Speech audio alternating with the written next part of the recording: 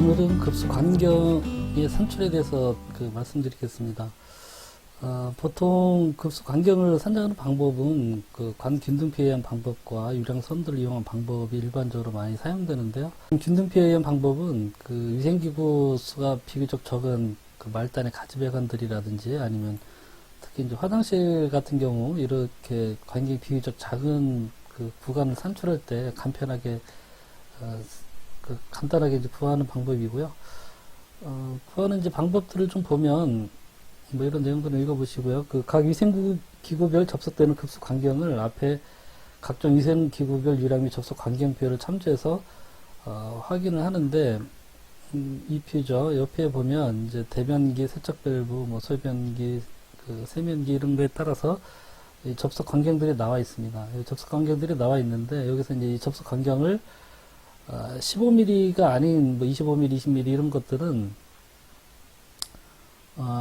15mm로 환산을 해서 하는 거예요. 예를 들어 이제 25mm 같으면은 4.9로 이제 환산을 한다는 거죠.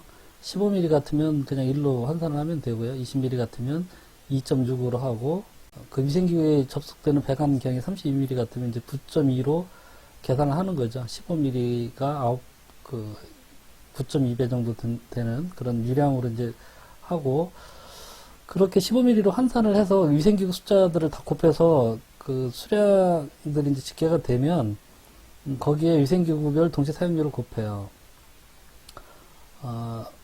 위생기구가 그렇게 해서 쭉 산출을 했는데 보니까 16개더라 그러면 대변기 이제 세척 밸브가 있는 타입일 때는 27% 0 곱하기 0.27을 하라는 얘기죠.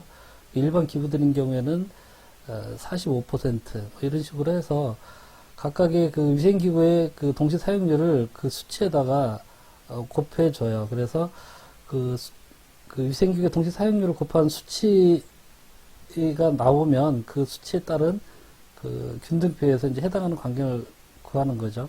위생기구별 수량하고 그거를 15mm로 환산한 값을 곱해서 걷다가 동시 사용료를 해서 다 합쳤더니 예를 들어 이제 다 합친 게 42가 나왔다 그러면 여기서 이제 42가 이제 50이 30이고 65A가 53이죠. 요 사이에 42가 있으니까 65로 간경을 이제 선정하면 되는 거죠. 그러니까 이 균등피에 의한 방법은 각 위생기구에 접속되는 간경을 일단 다 15mm로 환산한 다음에 15mm로 환산해서 거기에 이제 위생기구 수량을 곱하고요. 그 곱한 거에 동시 사용료를 또 곱해서 15mm로 다 환산된 이제 최종 집계 값이 나왔을 경우에 그 수치에 맞는 간경을 이 균등표에서 이제 선정을 하는 거고요. 그래서 이거는 이제 위생기구 수량하고 수치만 있고 이 균등표만 있으면 이제 간단하게 이 표에서 이제 읽게 되는 거죠.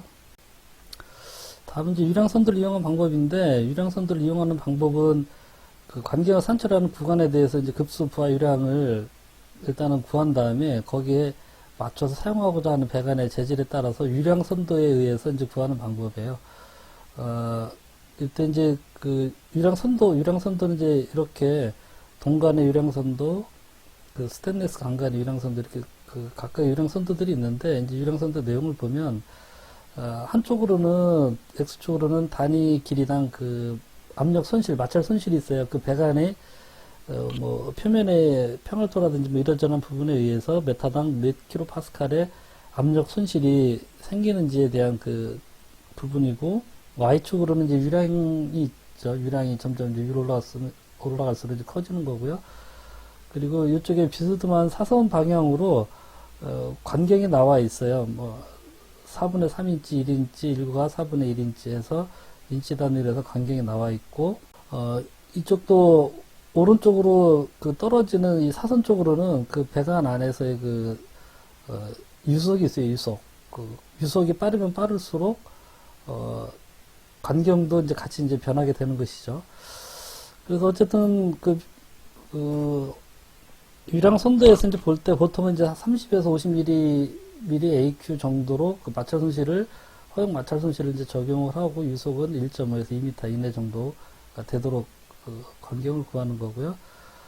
일단 이것도 이제 방법을 보면 간경을 구하고자 하는 구간의 유량을 먼저 산출을 해요. 이제 이거 산출하는 방법은 앞에 급수 부하 단위에 의한 방법, 이렇게 기구 급수 부하 단위에 의한 방법에 의해서 각각의 위생기구별로 정해져 있는 FU 값에 맞춰서 선정을 하죠. 그래서 여기서도 이제 구해진 FU 값에 의해서 그때 유량이 얼마인지를 동시 사용 유량 선도표, 헌터커브라고 하는 데서 이제 유량 값을 구하고요. 그렇게 해서 이제 유량 값들을 여기서 일단 구한 다음에 그 유량 값에 해당되는, 그때 이제 구해진 유량이 있겠죠. 예를 들어 이제 뭐 100lpm이다. 그러면 이제 100lpm 이렇게 이제 읽는데 그때 그 허용 압력 손실을 얼마로 할 거냐. 그 부분을 이제 아까 30에서 50mm AQ 정도에서 이제 구한다고 그랬죠. 그래서 지금 단위가 뭐 이렇게 0.30mm AQ 같으면 0.3kPa per 메타 읽으면 돼서 뭐 예를 들어 0.3이면 0.3 kPa 여기서 이렇게 이제 올라가면 되겠죠. 100이고 0.3이고. 그래서 이제 이 지점인데 이제 이 지점에서도 관경을 결정을 할 때 유속을 얼마로 하느냐. 오른쪽 아래로 떨어지는 유속에 여기 속도가 나와 있죠. 관내에서 유속. 이제 100lpm일 때 유속이 낮아지면 낮아질수록 관경은 점점 커지는 쪽으로 올라가는 거고요. 유속이 빨라지면 빨라질수록 이 관경선들이 지금 이제 왼쪽으로 비스듬한 선이기 때문에 관경이 적어지게 됩니다. 그래서 1과 2분의 1에서 이쪽으로 가면 1과 4분의 1이고 이쪽으로 가면 이제 1인치죠. 근데 이때 유속은 한 3m/s 정도 되는 거고요. 이쪽에 가면 한 1m/s 정도. 그래서 이제 유량 선도에서 그 허용 마찰 손실이라든지 유속 중 둘 중에 한 가지를 기준을 가지고 이제 관경을 산정을 하게 되면 되는 거고요. 이렇게 이제 동간 유량 선도가 있고 스팀레스 강간 유량 선도가 있고요. 그다음에 이제 계산식으로 그 허용 마찰 손실을 이제 구하는 방법이 있는데 뭐 이제 기사 시험이나 이런 거 할 때도 좀 많이 나오는 것 같아요. 그래서 R 값이 허용 마찰 손실이고 H는 이제 정수도죠. 그냥 자연압이 걸렸을 때 수도. 그다음에 P는 기구에서 필요로 하는 압력. 기구에서 몇 미터의 압력이 최소 사용하기 위해서 필요한 압력. 뭐 아파트 같은 경우 2.5 kg라든지 뭐 3kg라든지 필요한 압력이 있다고 하면 이제 그런 내용들이 들어가면 되고 메타로 환산을 해서 K 값은 이제 밑에는 배관의 길이나 배관에서 배관의 전체 이제 길이로 이제 해주는 건데 왜냐하면 단위가 킬로파스칼 퍼 메타니까 밑에가 이제 배관의 길이고요. 전체적인 배관의 직관의 길이하고 부속에 해당되는 이제 상단 길이 해서 뭐 이거를 50%를 볼지 30%로 볼지는 이제 배관이나 이런 거 설치되어 있는 상태로 봐서 보통 이제 50%를 좀 많이 보기는 하는데 어쨌든 뭐 그렇게 해서 주면 되고요. 이렇게 해서 수치로 해서 허용 마찰 손실을 구할 수도 있고요. 그 다음에 이제 배관별 권장 유속이 있는데 이 급수배관에서는 배관별로 이제 뭐 우리가 흔히 급수배관에서 이제 물을 사용해서 권장 유속을 1.5에서 3m/s 보통 한 뭐 2m/s 정도 내외로 이렇게 잡으면 큰 무리는 없고요. 펌프, 뭐 급수배관 이렇게 이제 적정한 권장 유속이 있습니다. 뭐 참고적으로 이제 보시면 될 것 같고요. 동관의 유량과 최대 권장 유속. 동관 같은 경우는 이제 뭐 요즘은 많이 사용하지는 않지만 K타입, L타입, 그 다음에 또 M타입도 있죠. 그래서 보통 이제 저희가 많이 쓰는 건 이제 L타입인데, 그래서 뭐, 그 부분 유량별로 그때 이제 유속을 이렇게 환산해 놓은 거라서, 이거는 뭐 동관을 선정을 할 때는, 동관이 이제 L타입이냐 K타입이냐, K타입이 더 두껍죠. 더 두껍기 때문에 안에 내경이, 시료 내경이 더 작아져서 L타입에 비해서는 유속이 더 같은 유량의 같은 관경일 때 유속이 더 빠르다는 그런 맥락이에요. 그런 동관 선정할 때 참고로 보시라고 해놓은 거고요.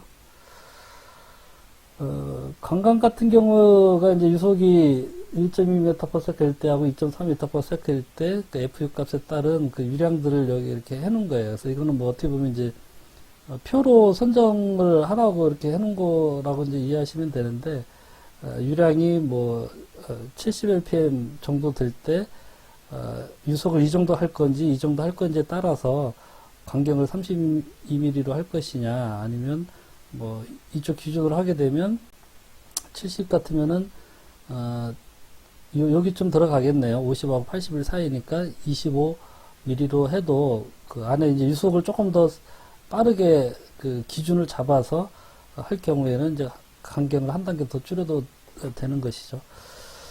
이 광경 선정하고 하는 게 이렇게 이제 할 때마다 그래프에서 이렇게 찾고 하는 게 이제 좀 번거롭기 때문에 보통은 이제 엑셀 그 시트 같은 걸로 만들어 놓고 좀 많이 쓰고 있죠. 그 제 카페에도 이제 그런 부분들이 좀 나와 있는데요. 잠깐 좀 보시면 나의 자유로 보관통 그 제 카페에 이제 뭐 광경이나 뭐 광경 선정표 이런 걸로 이제 검색을 해보면 뭐 제가 예전에 올려놨던 내용인데 지금도 뭐 딱히 뭐 다른 기준들이 나와 있는 건 없어서 저도 업무적으로 많이 쓰고 있어요. 이제 뭐 전기에 대한 부분 있고 백간간에 대한 부분, 스테인리스 간간이나 뭐 동간에 대한 부분이 있는데 우리가 보통 이제 요즘 급수간으로 스테인리스 간간, K타입인 경우에는 이제 위에 그 수파이프 기준으로 보시면 되고 밑에 일반 그 간간인 경우에는 밑에 32A, 40A 뭐 이렇게 나와 있는 거 보시면 되고요. 여기 보면 이제 그 대한설비공학회 편람이라든지 우리 그 국가 건설 기준에 있는 그 설계 기준에도 보면 뭐 이런 그 마찰 저항이나 이런 부분들에 대한 내용들이 나와 있는데 보통 대부분 보면 이제 급수 같은 경우 30mm AQ 퍼 메타당 마찰 저항을 이제 30mm AQ 정도 보고 극탄은 이보다 좀 낮게 20mm AQ 보고요. 유속을 1.5 정도 해서 이거는 이제 말단이나 이런 위생기구 쪽 있는 쪽에는 이제 이렇고 펌프나 이런 쪽에는 1.5보다 조금 더 봐주는 경우도 이제 있는 것 같아요. 2m나 뭐 이렇게. 근데 어쨌든 요 기준으로 해서 이제 그 아까 보셨던 그 유량 선대에 있는 그 수치들을 그냥 이쪽으로 옮겨 표로 만들어 놓은 거고요. 그래서 뭐 예를 들어 그렇게 해서 FU 값이나 이런 걸로 의해서 그 구간의 그 유량이 뭐 50 LPM이 나왔다 그러면 이제 50 LPM 같으면 38하고 73 사이니까 수파이프 같은 경우 40수짜리 파이프를 설치하면 되고 일반 배관인 경우에는 32A 스테인리스 강간을 쓰면 된다. 급수일 경우에 그렇다는 얘기죠. 뭐 냉수도 마찬가지죠. 냉수 우리 냉온수 배관 공조용 그 냉수나 냉온수 배관 뭐 또 냉각수 배관 이런 것들은 이렇게 쓰면 되죠. 냉각수는 이제 보통 뭐 백간간을 많이 쓰니까 이쪽에 또 따로 이제 그런 기준들이 나와 있어서 뭐 일일이 이제 아까 그 그래프에서 찾는 게 번거롭기 때문에 이런 표를 활용하시면 돼요. 인터넷에 보면 검색이 되는데 거의 뭐 요 수치들이 크게 차이가 없고 그래서 뭐 그런 것들을 받아서 이렇게 업무적으로 활용하시면 될 것 같아요. 다음은 이제 급수 펌프, 부스터 펌프 요즘 보통 많이 사용하고 있는데 이제 그 사용을 구하는 방법을 보면 뭐 이 펌프에 대한 부분은 그 앞에 그 펌프 동영상 편에서 이제 많이 봤기 때문에 간단히 보고 넘어가겠습니다. 펌프의 이제 양정인데 양정은 실양정, H1 실양정 더하기 H2 그 배관에서 마찰 손실 발생되는 것들, 그 다음에 H3 최상층 위생기구에서 필요한 그 사용 압력 수도. 그러니까 이거는 일단 기본적으로 펌프가 자연압 걸리는 그 자연압에다가 그 펌프가 물을 공급해주면서 그 위생기구까지 가는 동안 발생되는 마찰 손실. 그 다음에 맨 끝에 위생기구에서 정상적으로 위생기구를 편하게 사용하기 위해서 필요한 최소 그 사용 압력. 이 세 개를 더한 게 그 부스터 펌프의 공급 압력이라는 얘기죠. 그 양정을 그렇게 설정하면 된다는 얘기고요. 그 유량은 앞에서 이제 그 급수, 그 시간 최대 예상 급수량을 구할 때, 그때 이제 설명을 드렸었죠. 그때 그 최대 예상 급수량의 1.5에서 2배 정도의 그 유량으로 그 부스터 펌프의 양수량을 이제 선정을 하면 되는 거고요. 그래서 여기 이제 슬래시가 하나 빠졌네. 1.5에서 2배 정도. 축동력은 펌프 편에서도 이제 설명했다시피 유량 곱하기 양정 나누기 그 단위 환산 계수 6120 곱하기 펌프의 효율 이렇게 해서 이제 하시면 되고요. 여기 이제 뭐 전달 계수가 있는데 요즘은 뭐 대부분 다 전동기이기 때문에 전달 계수 그 전동기 직계를 경우에는 1.5에서 1.1에서 1.5 정도 한 10% 정도 그 동력의 여유를 좀 봐주란 얘기죠. 내연기 가는 경우에는 이제 조금 더 그 중간에 이제 동력 전달 손실을 좀 고려해서 한 20% 정도 이제 여유를 더 보라는 얘기고요. 그 다음에 이제 펌프에 연결된 토출 배관의 간경은 그 펌프의 양수량에 적정한 그 유속이 되도록 그 선정을 하는데, 펌프 쪽에서는 보통 이제 한 2m/s 정도로, 아까 이제 배관 간격 선정할 때는 1.5m/s 정도였죠. 이게 말단에서는 좀 유속이 빠르면 수계 현상이라든지 이런 부분들이 좀 발생될 소지가 높고, 이제 마찰 저항도 많이 걸리기 때문에 간격들이 대부분 좀 작아서, 그래서 말단에서는 한 1.5 정도 보는 거고요. 배관 쪽에선. 그 펌프 토출 측에서는 한 2m/s 정도로 해서, 그때 이제 펌프의 그 유량이 여기서 이제 나왔기 때문에 그 유량을 배관의 그 면적으로 나눠주면 이제 속도가 나오겠죠. 그래서 거꾸로 이제 배관의 면적은 배관의 면적이 이렇게 되죠. 파이 d 제곱 나누기 4. 그래서 여기서 이제 간경, 펌프 그 토출 측 배관의 간경을 이렇게 이 공식에서 이제 구하면 된다는 얘기고요. 얘가 이제 여기 나와 있죠. 500lpm일 때 500lpm 단위 환산하면 0.5 그 세제곱미터 퍼 미닛이고요.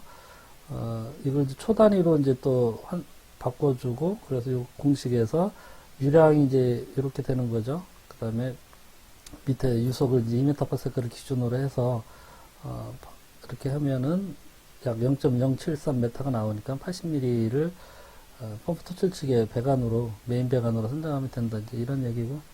다음은 이제 급수 배관의 재질인데요. 급수 배관의 그 재질의 변천사나 뭐 이런 부분들에 대해서 제가 별도의 이제 동영상으로 좀 올려놓은 게 있었죠. 그 주택의 급수 배관, 급수 설비 제대로 알고 하자라는 동영상 1, 2편을 통해서, 우리 주택이나 그 아파트에서 급수 배관이 어떻게 이제 변화됐고 어떤 공법을 하고 있는지에 대해 좀 설명을 해놨는데, 뭐 주택뿐만 아니라 이제 일반적인 건물에서 급수 배관으로는 예전부터 이제 동관하고 스테인리스 관관이 전통적으로 많이 사용이 됐고요.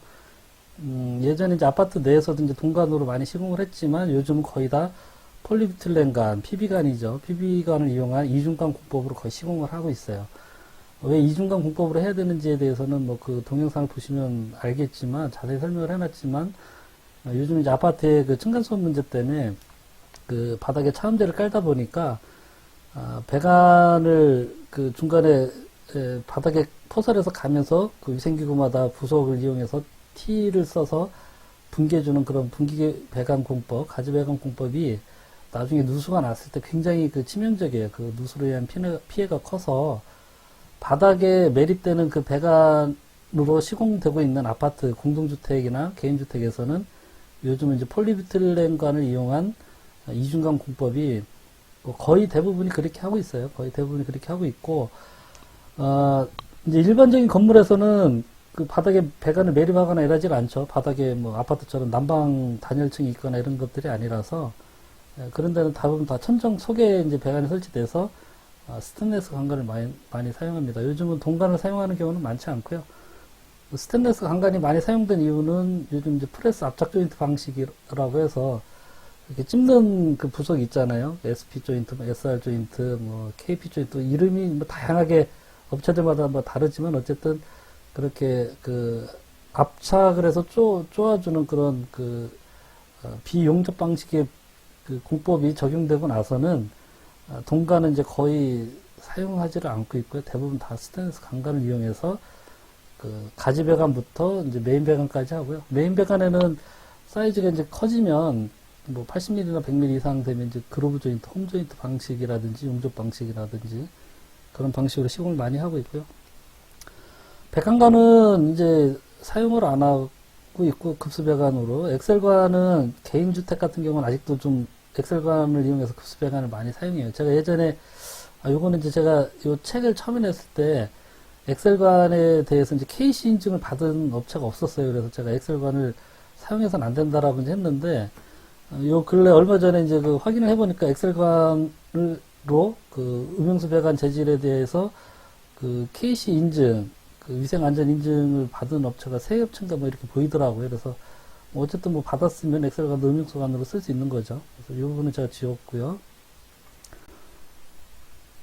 그 배관의 이음 방식은 용접에 대한 부분들이, 용접 부분들에 대한 그 누수 사례들이 좀 계속해서 발생이 되고 있어서 요즘은 어쨌든 뭐 용접이 변수가 굉장히 좀 많잖아요. 용접 부분 관리에 대한 부분, 또 용접하기 전에 이제 뭐 베벨링 한다라든지, 용접 전류의 색이라든지, 그 다음에 용접하고 나서 뭐 후처리라든지 여러 가지 이런 부분들이 많아서 그런 그 어떤 사람의 그 기량이나 어떤 품질 관리 활동 이런 부분들이 크게 필요 없는 무용접 방식, 기계식 이음 방식을 채택하는 경우가 이제 점점 늘고 있는 거죠. 기계식 이음 방식은 그냥 하라는 대로 홈 내거나 배관 넣어서 제대로만 넣고 찝기만 하면 기계가 찝는 거기 때문에 뭐 사람이 힘으로 어떻게 하는 게 아니라서 뭐 볼트를 조인다든지 이렇게 단순한 작업으로 그냥 그 이음부의 품질이 확보가 되기 때문에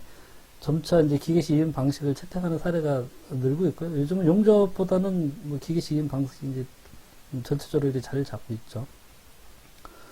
그래서 작은 사이즈에서는 압착에 의한 접합 방식, 큰 사이즈에서는 그루브 조인트 방식, 홈 조인트 방식, 뭐 카플릭 접합 방식 이제 주로 많이 사용되고 있고요.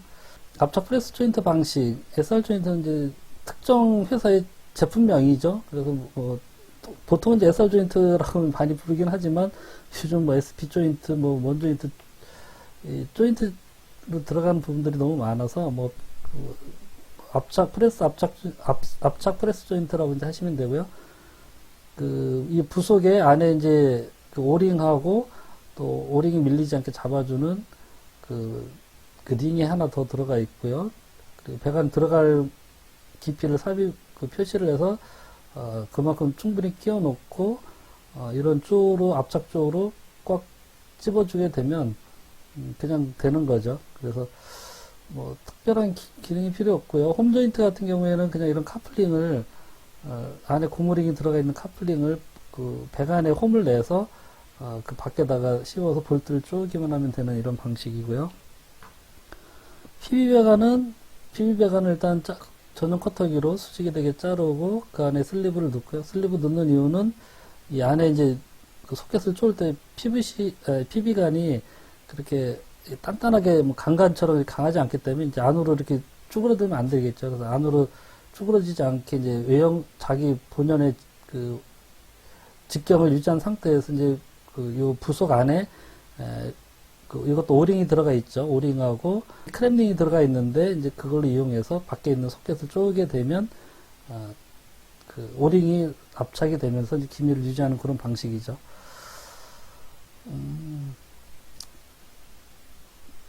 옥외 배관은 예전에는 이제 동관이나 스테인리스 강관들도 옥외 배관으로 많이 사용을 해왔고요. 요즘도 뭐 선호도에 따라서 이제 뭐 이렇게 이제 하는 경우도 있지만 뭐 저 개인적으로는 옥외 배관은 일단 현재로서는 PB 배관이 최선이라고 생각이 돼요.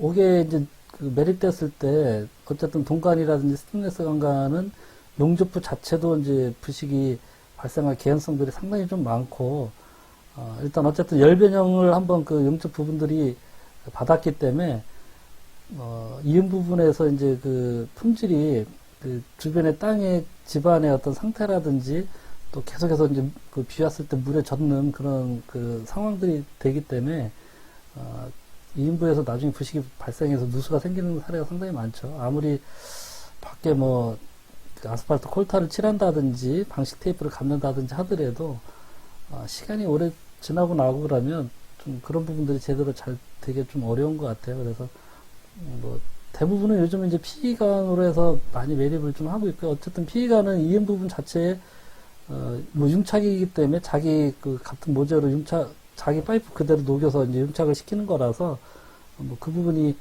뭐 융착만 제대로 되면 배관하고 똑같은 강도를 발휘하기 때문에 그리고 뭐 또 이렇게 땅이 처진다든지 할 때 PE관 같은 경우 이제 같이 이렇게 조금 신축성 있게 처질 수도 있는 그런 부분들도 좀 있어서 뭐 저 개인적으로는 옥외 배관에는 PE가 지금의 상황에서는 최선이 아닌가 그런 생각이 들고요. 어쨌든 뭐 PE관 이외에도 그 폴리에틸렌 피부관관 그 PE관이라든지 아니면은 뭐 수대용 그 경질 염화 비닐관 PVC관도 예전에 많이 사용이 되긴 했는데 요즘 이제 많이 사용을 하고 있지는 않은 그런 추세고요. 그 동관이든 스테인리스 강관이든 PLP 강관이든 이런 강관인 경우에는 금속관인 경우에는 이제 방식 조치라든지 이런 부분들 이음부에 대한 방식 테이프나 뭐 이런 조치들 잘 좀 해야 되고요.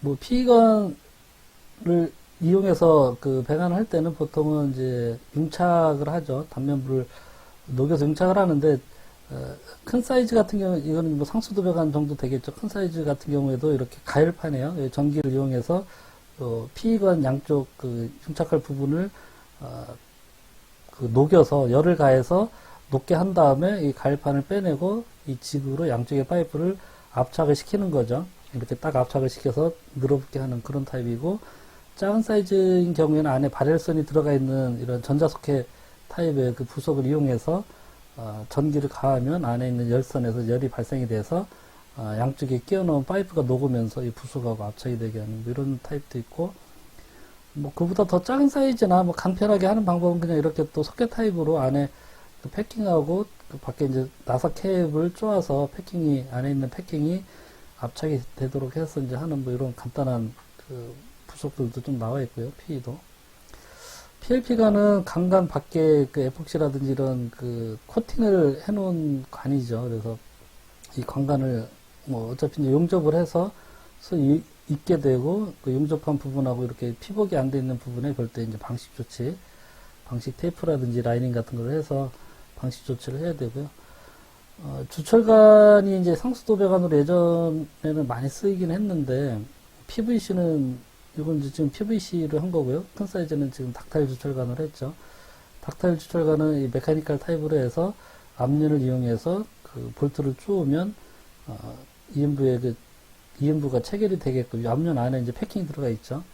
그래서 압륜으로 쪼이는 이런 방식으로 닥타일 주철관은 많이 했었고요. PVC는 그냥 이런 소켓 타입으로 하게 되면 조금 약해요. 그래서 이런 소켓 타입에 밖에다가 이렇게 그 잡아주는 카플링이나 지그 같은 거를 해서 쉽게 빠지지 않도록 하는 방식으로 요즘 좀 많이 하고 있어요. 예전에 이렇게 해놓으면 이제 상수도 어떤 수격이 생긴다든지 수압이 생긴다든지 아니면 약간의 처짐이 생겼을 때 쉽게 빠지는 문제 때문에 누수가 많아서 요즘은 대부분 지금 이제 요거는 이제 소켓 타입이죠. 고무링 타입의 부속 썼을 때도 이런 지그나 그 카플링 같은 걸로 잘 빠지지 않도록 하고요. 이건 지금 편수관이죠. PVC 편수관인데 한쪽에 좀 넓게 돼서 다른 쪽 배관을 꽂을 수 있게끔 되어 있고, 이 안에가 이제 고무링이 되어 있는데, 이 편수관이 예전부터 상수도 배관으로 오래전에 많이 썼던 건데, 이것도 이제 이 부분이 쉽게 빠지다 보니까 밖에 이렇게 잡아주는 지그 같은 거를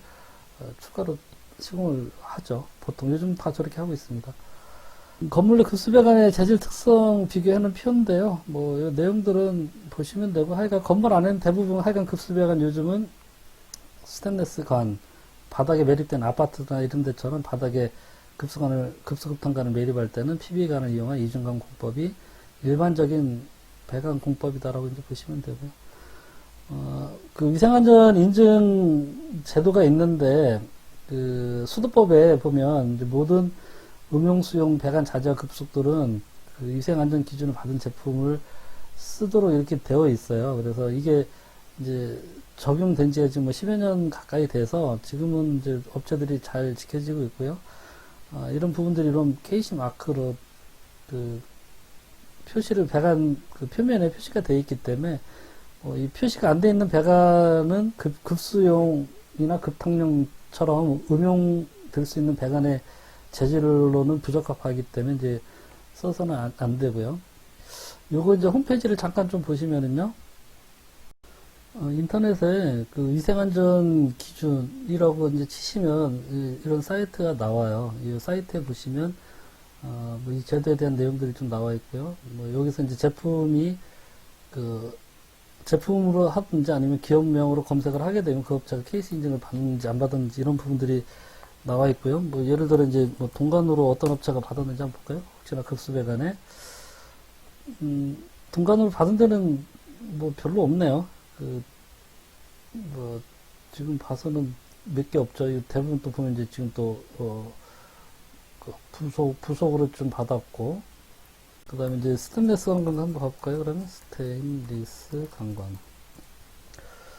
스테인리스 관관 같은 경우에는 이제 뭐 급수배관으로 많이 쓰니까 업체들이 많이 받았죠. 이렇게 뭐 여러 업체들이 쭉 뜹니다. 그래서 그 급수배관으로 사용하는 이 배관뿐만 아니라 이제 부속들도 다 이것들을 받아야 돼요.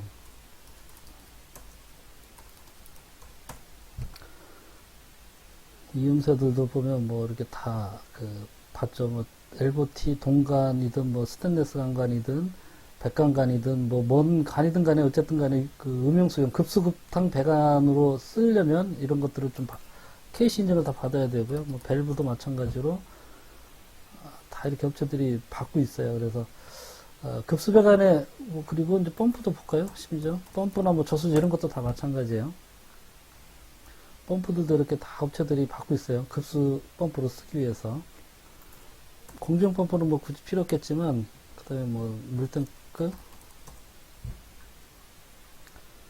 다 이렇게 업체들이 다 받고 있습니다. 그래서 어쨌든 간에 물을 받게 되는 물탱크서부터 시작해서 배관, 펌프, 밸브, 부속, 그 다음에 이제 그 수도꼭지까지 다 해서 이렇게 KC 인증을 받도록 지금 우리나라에서 법적으로 되어 있어요. 참고적으로 아셔야 되고요. 관계형 표시 방법은 그 업체들 그 카탈로그에 보면 뭐 MPS나 DN 이런 식으로 이제 표기가 되어 있는데, MPS는 이제 노미널 파이프 사이즈, 공칭 파이프 사이즈를 인치 단위로 표시를 하는 거고요. DN은 그 다이아미터 노미널, 그래서 이제 밀리미터 단위로 파이프의 규격을 정해 놓은 거죠. 그래서 MPS로 이제 1인치가 DN 규격에서는 25mm 그 파이프로 이제 보시면 되는 거고요. 그래서 뭐 환산표니까 뭐 요건 이렇게 보시면 되고 편하신 대로 쓰면 되죠. 그 다음 이제 급수 탱크고요. 급수 탱크가 이제 크게 FRP, SMC, 그 다음에 금속재 탱크, 이제 스테인레스 탱크가 있고, PDF 탱크가 있어요. 이거 말고도, 요즘은 이제 뭐 여러 가지 또 나오죠. 뭐 그냥 일반 강판에다가 에포시 코팅을 한 그런 복합 패널 탱크도 좀 있고 그런데, 어쨌든 전반적으로 요 큰 탱크들이 많이 쓰는데, FRP는 가격이 좀 저렴하고 또 조립하기도 편하고 해서 예전에 그 고가수주라든지 이런 데 좀 많이 썼고요. 용량이 좀 작은 데밖에 쓸 수 없어요. 큰 데는 이 안에 이제 이렇게 잡아주는, FRP나 SMC는 마찬가지로 안에 이렇게 잡아주는 이 부분들이 나중에 시간이 지나면서 부식이 생겨서 이 부분이 끊어지면 하여간 탱크가 그대로 터지는 그런 사례들이 많아서 이인부가 약하기 때문에 좀 작은 사이즈로 쓰고요. 요즘 FRP는 거의 저수지용 탱크로는 이제 요즘은 거의 사용하지 않고 있고, SMC 같은 경우도 FRP보다 좀 낮기는 하지만 나중에 이제 시간이 지나고 나면 이제 판넬 자체가 플라스틱 재질이기 때문에 나중에 좀 변형이 온다든지 또 이런 이음부 부분에서 누설되는 그런 사례들이 종종 생겨요. 그래서 그리고 또 안에 있는 요 보강 구조재들이 나중에 이제 부식이 생긴다든지 이라면 굉장히 좀 치명적이어서 큰 사이즈보다는 뭐 중소형 용량에서 요즘도 이제 SMC는 뭐 쓰고는 있습니다만 가격이 좀 저렴하고 시공이 간편해서, 하지만 이제 전반적으로는 요즘은 스테인레스 물탱크하고 PDF 탱크가 저수조나 물탱크용으로 많이 좀 쓰고 있고요. 스테인레스 물탱크가 조금 더 많은 것 같아요. 어쨌든 간에 구조적으로 스테인레스 강판을 이용하다 보니까 좀 튼튼하고, 또 이런 부분들이 일단 용접이다 보니까 한꺼번에 탱크가 터지거나 이런 문제들이 없어요. 어쨌든 뭐 용접이라서 이제 좀 변형이 간다든지 또 구멍이 생겨서 약간 누수되기 시작하면 그때 이제 누수 부분을 찾아서 용접을 다시 한다든지 보수를 하면 되기 때문에, 그리고 내부적으로 이제 잡아주고 있는 이런 철물들도 앞서 FRP나 SMC보다는 좀 더 튼튼하게 잡아줄 수 있는 그런 장점들이 있어서 스테인리스 물탱크가 일반적인 물탱크로 널리 쓰고 있고요. 큰 사이즈로 가도 이제 뭐 구조적으로 가장 안전하니까.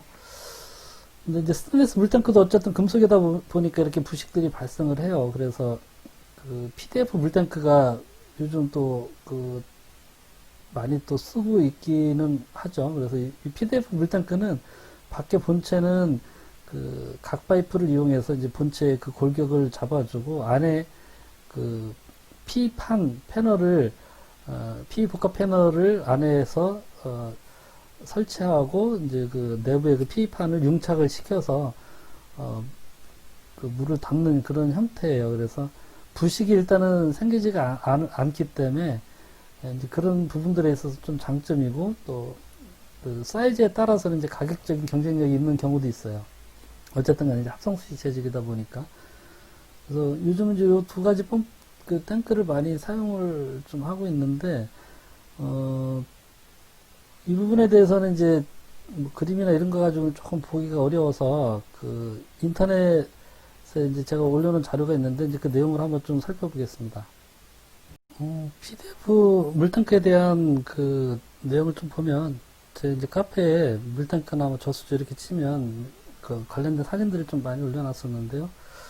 이렇게 먼저 밖에 그 각파이프를 이용해서 펌프의 그 외형을 만들어요. 바닥이든 옆에 위에 부분 만들고, 이런 각파이프로 이제 펌프의 전체적인 골격을 좀 만든 다음에, 이 윗부분은 지금 물속에 들어가기 때문에 지금 P로 그 PE판을 말아서 코팅을 해서 이제 그 말아놓은 거예요. 각파이프를. 다 용접을 해서 HBM이나 각파이프를 이용해서 만들어주고요. 안에 이제 이런 그 P 패널을 그 이용해서 그 저수조를 만드는데 보면 이제 이런 거예요. PDF 판넬이 PDF라는 명칭 자체가 이제 그 이 P 재질을 이용한 그 복합 판넬이란 얘기죠. 그래서 밖에 안에 그 중간에 이렇게 그 뼈대를 넣어서 샌드위치 패널처럼 그렇게 이제 만든 거죠. 이거를 그 저런 패널 안쪽에 물에 닿는 부분에는 이제 PE시트를 이용해서 융착을 해요. 저런 판을 이렇게 가열판이죠. 가열판 가지고 쭉 다리미 문지르듯이 그렇게 문질러서 융착을 하게 돼요. 용접 부분들을 이은 부분들을 이제 그 융착을 해서 이렇게 다 이런 부분들 다 융착을 한 거죠. 보통은 이제 우리 저수조 쪽에선 흰색을 많이 쓰는데 뭐 파란색으로도 이렇게 좀 하는 모양이네요. 그리고 그 양쪽에 이제 판들을 좀 잡아주기 위해서 중간에 환봉을 놓고, 환봉도 이제 그 관 같은 거 안에, 튜브 안에다 넣어서, 밖에는 저기겠죠. 각파이프에다가 이 환봉을 용접을 한 거죠. 이 피관을 씌워서. 내부에서 봤을 때 이렇습니다. 그 위에는 뭐 물이 닿는 부분이 아니니까 그냥 PDF 패널 그대로 있고요. 옆면까지는 이제 P판으로 물이 새지 않도록 다 이제 융착을 한 거지, 이 부분들을. 하실 때 이제 위에 각파이프나 이런 부분들, 이런 틈새가 생기면 어쨌든 습기가 들어가서 부식이 생기기 때문에 습기가 안 생기게 융착을 100% 좀 잘 해주도록 그렇게 좀 확인할 필요가 있고요. 이 PDF 판넬을 하게 되면 윗부분이 조금 약해요. 중간에 이렇게 서포트 해주는 부분들이 좀 예전에 많이 부실하게 해서 위에 사람이 올라가면 이게 출렁출렁 거릴 정도로 상당히 좀 불안했는데, 그래서 요즘은 이 밑에 수직으로 보강제를 좀 많이 대주더라고요, 업체들이. 하여간 이런 부분들, 이물질이라든지 먼지 들어오지 않고 또 습기 밖으로 새나가지 않게 이런 부분들을 잘 해줘야 되고요.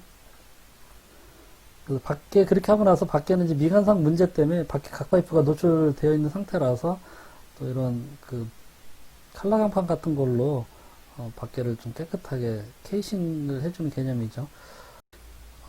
스테인리스 저수조 하실 때는 안에 도색을 좀 잘 해주셔야 돼요. 이게 스테인리스니까 부식이 안 생기겠거니 생각을 하시겠지만 실제 부식이 이렇게 많이 생기고요. 안에 이제 그 에폭시 라이닝을 하긴 해요. 마른 라인이긴 한데 이거 실제 시공할 때 보면 그 흡기로 이렇게 대충 뿌리거든요. 사람이 그 붓질을 하는 게 아니라 요철면들이 있고 그래서 롤러질이나 붓질이 좀 잘 안 돼요. 뭐 이런 그 파이프들 같은 경우도 이제 붓질하려면 안에 밖에 뭐 이렇게 꺾인 부분들이 많고 하다 보니까 대체적으로 그 흡기로 한번 이렇게 쫙 뿌리는 경우가 많은데 흡기를 하다 보니까 도장 두께가 안 나오고 100% 이 철제면을 다 코팅하듯이 덮어주지 못해. 라이닝을 해야 되는데 라이닝이 아니라 그냥 색깔만 살짝 입히는 정도가 되다 보면 이렇게 이제 용접 부분들에서 이 물속에 있던 염소 성분들에 의해서 이게 지금 다 2년 된 사진이에요. 2년치 그 하자 점검 나갔을 때 제가 이제 봤던 그 촬영했던 사진들인데 이렇게 다 용접 부분들에서 다 이렇게 빨갛게 부식이 생깁니다. 이런 부분들 부식 생겨서 어디가 하나 끊어지면 또 구조적으로 굉장히 좀 불안해지겠죠. 이 부분들도 보면 그 에폭시 그 코팅을 제대로 안 하고 그냥 대충 색깔만 입힌 것처럼 해놓다 보니까 이렇게 되는 거죠. 전체적으로 지금 밑에 이제 부식이 생기고 이런 상황들이 생겨요. 그래서 지금 이런 부분들 같은 경우는 붓질을 해놓은 거예요. 이런 부분들은 흡기가 잘 안 들어가니까 이제 터치업을 해놓은 부분들은 도장이 잘 돼 있다 보니까 부식이 안 생기는데 그렇지 못한 부분들하고 이제 확연히 차이들이 나죠. 이런 데도 보시면 붓질함에서 제대로 코팅이 된 부분과 그렇지 않은 부분들도 나고요. 상부에도 습기 때문에 이렇게 주변에 부식들이 좀 많이 생겨요. 그래서 스테인리스 저수조 할 때 제대로 저것들 안 해서 저는 안에 내부 보강재들이 끊어지게 되면 뭐 이렇게 이제 탱크 터지는 사례들을 뭐 피할 수가 없죠.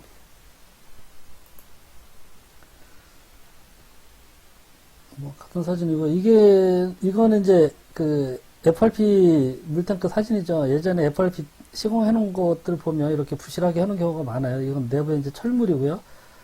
철물 평철을 이용해서 양쪽에 FRP 판들을 잡아주고 그 부분은 이제 FRP를 이제 붙인 거죠. 근데 어쨌든 이 부분이 잘 떨어지고 내부에 있는 이 보강 철물 자체가 이제 부식이 돼서 중간에 끊어지고 이런 사례 많이 생기고 SMC 물탱크 같은 경우에도 이제 재료 자체가 좀 나중에 변형이 돼서 이렇게 깨진다든지 이은 부분에서 이제 누설 같은 게 좀 많이 있고요.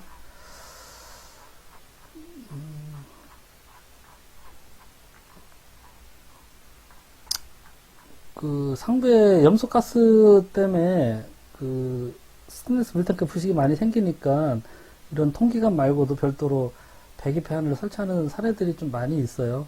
그래서 뭐 요즘도 뭐 이런 사례들이 좀 많이 있긴 한데 어쨌든 스키에 있던 요 내부에 있는 스키에 의해서 염소 성분들, 염소 가스들이 이제 나왔던 것들이 농축이 돼서 맺히고 이슬처럼 맺히면서 이제 그런 부분들 때문에 부식이 많이 되는 건데, 이 스테인리스 물탱크 하면서 또 하나 좀 말씀드리고 싶은 게, 이 상부면은 용접을 또 안 해요. 보통 보면 그냥 상부면들은 이제 이렇게 이은 부분들이 위로 꺾여 있죠. 위로 꺾인 부분들 위에서 그냥 태그만 놓다 보니까 이 스키들이 이 윗부분으로 올라가요. 그래서 지금 보면 위에 덮어놨던 자켓이 이렇게 부식이 되는 거죠. 지금 피스들 지금 쭉 부식이 가고 있는데, 그래서 저는 이 상부판도 용접을 해야 된다고 봐요. 어쨌든 간에 이게 물탱크고 안에 상부에서 어떤 뭐 이렇게 사람들이 밟고 먼지 같은 게 들어갈 개연성도 있고, 그래서 위생이나 이런 부분들을 위해서라도 상부판까지 다 100% 용접을 해야 된다고 그렇게 생각합니다. 스키들이 이렇게 나와서 다 맺히죠.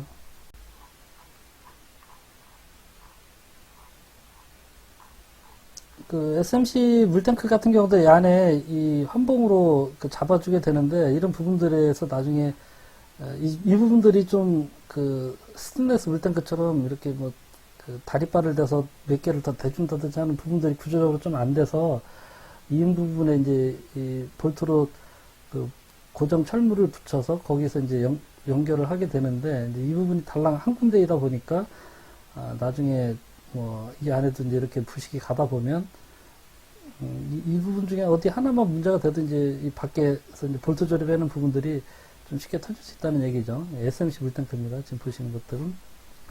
요건 이제 PD앵크 물탱크의 하부 철물 대놓은 것들이고요. PDF 물탱크 외부, 내부고요.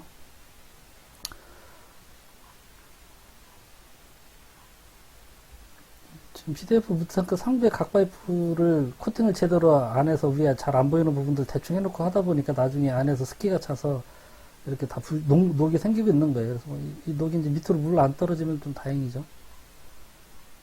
이거는 이제 뭐 PL 탱크를 시공하는 과정인데요. 이 강판에 에폭시 라이닝을 한다든지 PE 코팅을 한다든지 해서 만드는 이제 복합 패널 조립식 패널 탱크고요. 보통은 이제 볼트로 조립을 하죠. 왜냐하면 밖에 다 코팅이나 에폭시 라이닝이나 이런 것들이 돼 있기 때문에 용접을 할 수가 없죠. 그 부분들이 훼손이 돼 버리니까. 그래서 보통 이제 볼트 조립식으로 만들어지는데 이 강판을 스테인리스 스테인리스 강판을 이용할 수도 있고요. 아니면 그냥 스틸 강판을 이용해서 그 밖에다 코팅을 할 수도 있고요. 공장에서 하기 때문에 어쨌든 뭐 안에 재질을 어떤 거 쓰더라도 이제 기본적으로 밖에 코팅이나 라이닝이 제대로 되어 있다면 부식은 안 생기니까 어쨌든 그런 강판들을 이용해서 볼트 조립식을 하는 거고요. 패드에 이렇게 각각의 판들을 볼트로 조립을 하고 내부에서 보강제로 잡아주죠. 보강제로 잡아주고 수직으로도 잡아주고. 그래서 이건 이제 뭐 외관상 이렇게 보면 방식이나 이런 것들은 SMC 물탱크하고 거의 비슷한데 거의 같죠. 근데 그 판의 재질이 SMC가 아닌 강판을 이용한다는 거, 그 코팅이나 라이닝이 된 강판을 이용한다는 게 좀 다르고요. 이렇게 해놓고 나면 이제 뭐 일반적인 물탱크랑은 큰 차이는 없는데, 이런 조리식 탱크들은 이제 용접을 안 해서 이런 부분들에 대해서 부식이라든지 이런 부분들은 좀 강하지만 대신에 이제 이런 볼트 조음 해놓은 부분들이 나중에 또 누수가 될 수 있는 그런 요인이 좀 될 수가 있어서 뭐 탱크들 간에 이제 서로 일장일단의 부분들이 있는 것 같아요. 그래서 잘 시공을 하셔야만 나중에 뭐 부식이라든지 구조적인 문제가 없이 이제 사용할 수 있는 거죠. 다음에 이제 급수탱크 용량 산정하는 거는 저수조의 용량은 그 건물에서 이제 하루 동안 쓰는 물을 다 담수를 해야 되기 때문에 보통은 일반적으로 그 건물에서 쓰는 급수 사용량을 계산을 저희가 이제 앞에서 한 방법에 의해서 계산을 해서 거기에 일일 사용량을 저장하는 걸로 보통 산정을 많이 하긴 하는데 각 지자체나 이런 데 따라서는 1.5일이나 2일까지도 돼 있는 경우가 있어요. 그래서 이런 부분들은 거기에 맞춰하는데 하여간 최소 1일 이상의 용량으로 저수조를 산정을 하고 있고요. 고가수조는 고가수조에 대해서도 뭐 별도의 조례가 이제 정해져 있는 경우도 있긴 하지만 저희가 이제 앞에 할 때 보면 시간 평균 예상 급수량을 구했었죠. 사용량 구하는 내용들에 맞춰서 이제 구했을 때 시간 평균 예상 급수량의 1.5에서 2배 정도의 수량으로 보통은 이제 고가수조 용량을 선정을 해요. 그러니까 그 건물에서 그 라인에서 1시간 반이나 2시간 정도 쓸 수 있는 그런 양으로 고가수조 용량을 산정을 하고요. 경수연화 장치는 급수 쪽에서는 그렇게 일반적으로 뭐 보편적으로 쓰는 건 아니고요. 어떤 뭐 특화되어 있는 아파트나 이런 데서 이제 세대에서 물을 좀 편하게 잘 쓰기 위해서 고급화 장치로 이제 설치하는 경우들 좀 있고, 제조 시설이나 이런 데서는 또 뭐 수질이 좀 필요한 경우, 그런 경우에 이제 경수연화 장치를 급수 장치 쪽에서 이제 설치를 해요.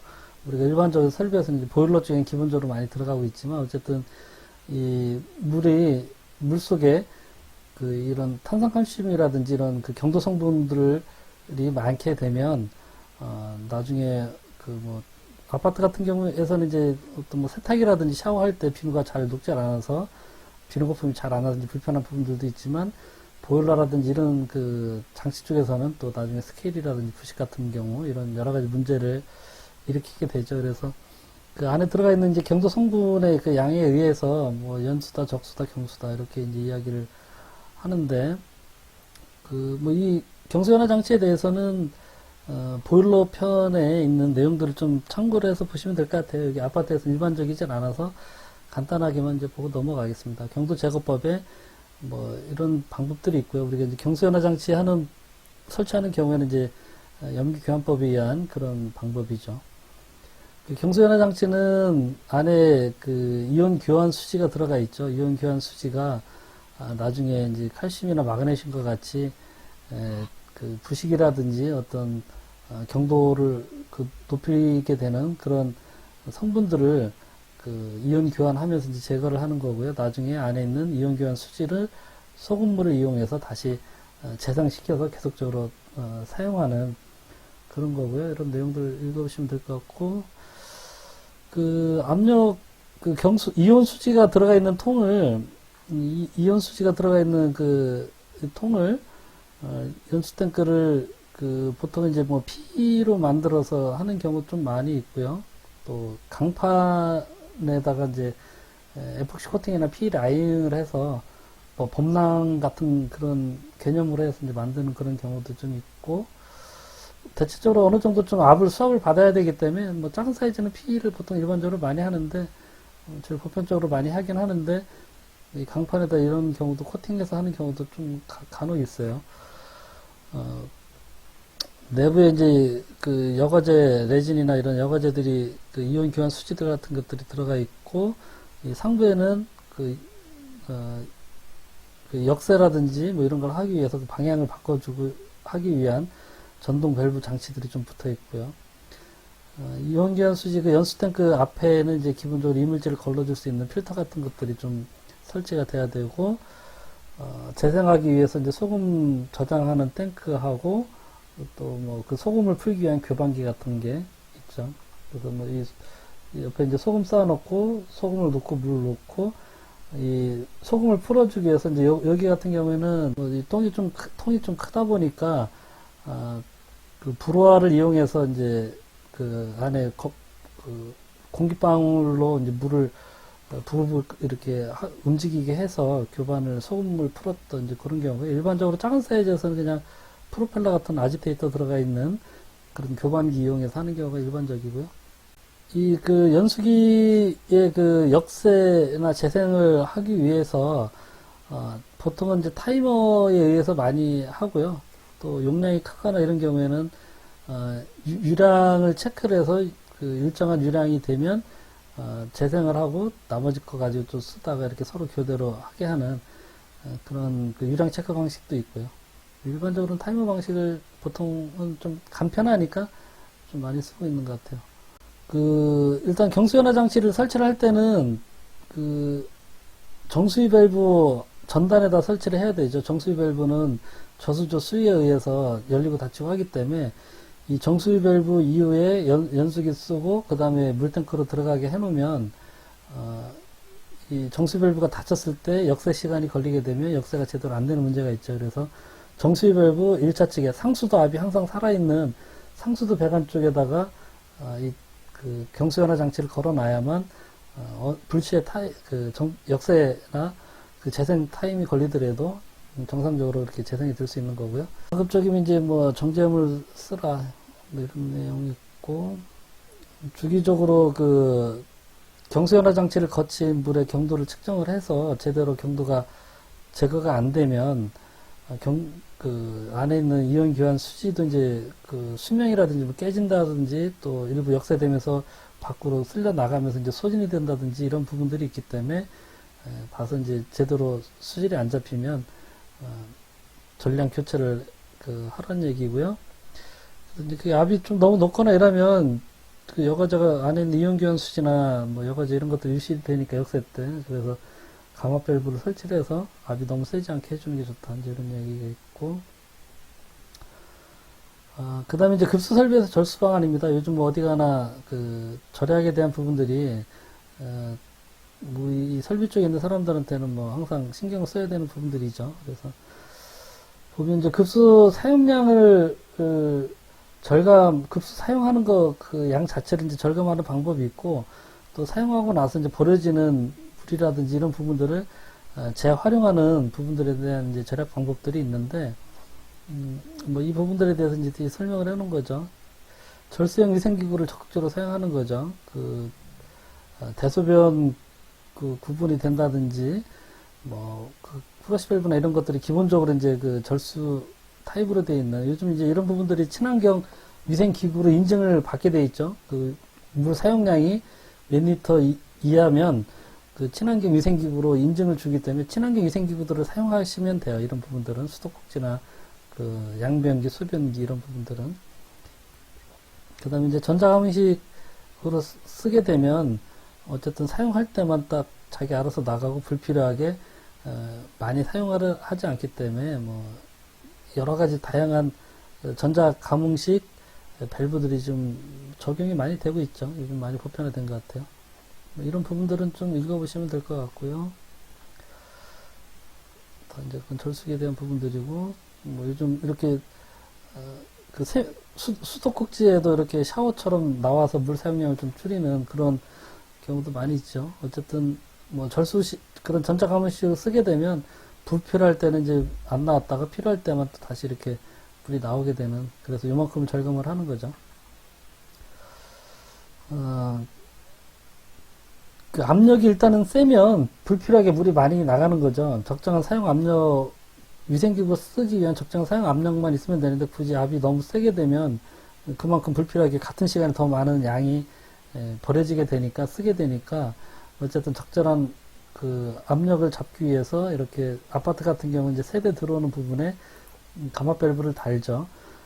그거 아니어도 이제 일반 그 건물에서는 이 수도꼭지라든지 이런 그 위생기구 쪽에 그 감압 해줄 수 있는 감압 오리피스 같은 것들을 안에다 끼는 경우가 있어요. 이제 이렇게 이제 감압을 해준다든지 아니면 또 마찰 저항을 발생시켜서 유량을 일정하게 잡아주기 위한 그 유량 제어 장치들을 그 위생기구에 장착을 이렇게 하는 경우가 있어요. 어쨌든 그래서 수압이 세지면 물 사용량이 이렇게 늘어나는데, 수압이 세지더라도 그 위생기구에서 필요한 유량만큼 물이 흐르게 하면 수압이 변동해도 상관없이 어쨌든 딱 요만큼만 되는 거죠. 요만큼 버려지는 양을 좀 절감할 수 있다는 얘기죠. 우수재활용 시설이나 중수도 시설 같은 것들이 있는데, 우수재활용 시설은 요즘 뭐 쓰는 경우도 많이 있죠. 공공기관 같은 경우는 많이 의무화되어 있기 때문에 그 빗물을 모아서 평상시에 그 조경용수로 특히 이제 좀 많이 쓰죠. 디워터링, 지하수 침출수를 또 쓰는 경우도 좀 있고요. 중수도도 이제 의무화되어 있는 경우라든지 뭐 이런 경우가 있어서, 중수도는 이제 한번 쓰고 그 난 물을 수처리를 해서 양변기나 이런데 그 세척용수로 쓰기 위해서 이제 중수도를 쓰긴 하는데, 어쨌든 이 중수 처리하는 비용, 수처리하는 비용이 상당히 좀 많이 발생이 되다 보니까 이 중수 설비는 뭐 의무화된 시설 말고 자발적으로 설치하는 경우는 그렇게 좀 많지가 않은 것 같아요. 어쨌든 뭐 이러저러한 경우로 인해서 물 절약할 수 있는 그런 사례들을 좀 몇 가지 언급해 놨습니다. 이상으로 급수 설비에 대한 부분을 마치겠습니다.